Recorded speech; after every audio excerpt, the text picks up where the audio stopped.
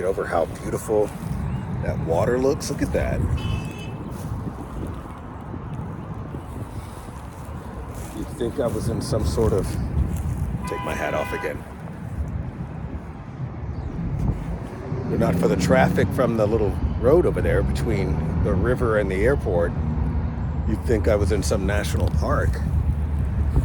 But I was saying, the ability to distinguish between the requirements that you need quickly and the quality of those requirements. And, a lot of that, I think the rationale, because if this were 100 years in the past or further, pre-industrial, or even pre-World War II, and we were discussing this as two non-ranchers, non-farmers, just a couple of veterans, two retired guys. He's retired Marine, I'm retired Navy, talking about the fall of the world, the end of the world, and how we would deal with getting ourselves up and running. And it just dawned on me as I was sort of going back and forth with him and talking about radishes and lettuces and the different types of leafy plants that will harvest the quickest. What we're really missing in all of this is the fact that you don't go it alone. To be able to have the resources to just go it alone if society collapsed means 99% of everybody just dies. You have to have consistent cooperation and persistent cooperation. Without that, there are no options. There's no, I'll plant these types of plants and raise these types of animals and have my water well and all this and that and everything. No, because you're going to need either very quickly or sooner or later resources you don't have. And if you don't have a cooperative already set up, you just won't survive. You already have to have your interactions with other human beings pre-planned. That's going to be the separator between those that survive short-term and long-term, and that won't change.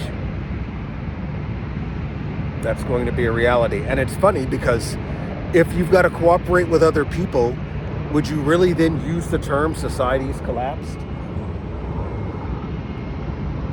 It's another aircraft.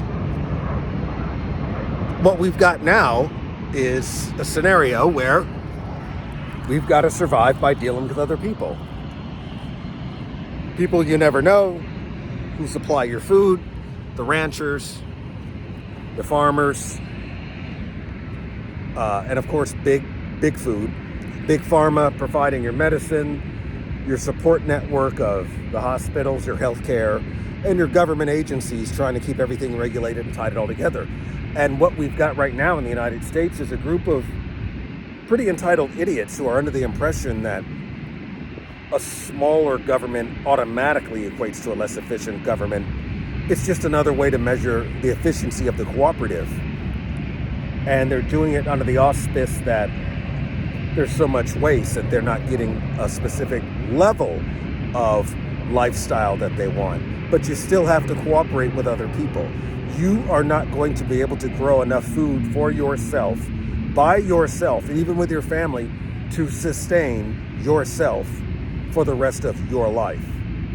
You will not be able to protect yourself by yourself and your family adequately to live comfortably without having your stuff taken the rest of your life. And it goes on and on and on. That's why cities and cooperatives, clans, whatever you want to call it, from small clans to larger clans, tribes, tribalism, all the way up to nation states, to the modern era. Everything has been moving in a specific line for a specific reason, and that is the survival of not just the individual, but the survival of the species, with the extra added benefit of a slightly easier life for individuals.